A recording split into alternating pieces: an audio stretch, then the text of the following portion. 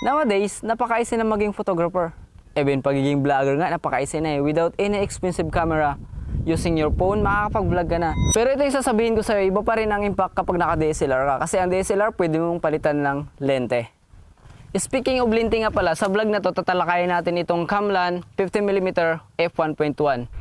Ang Camlan 50mm f1.1 na to ay isa siyang prime lens at isa sa mga pinakamurang lente na mabibili mo ngayon through online like Lazada and Shopee. At sobrang gaan lang ng lens na to kasi nagre-range lang siya ng 210 to 300 grams. At ito ay available sa lahat ng brand ng camera like Micro Four Third, Nikon, Canon, Fujifilm, and Sony.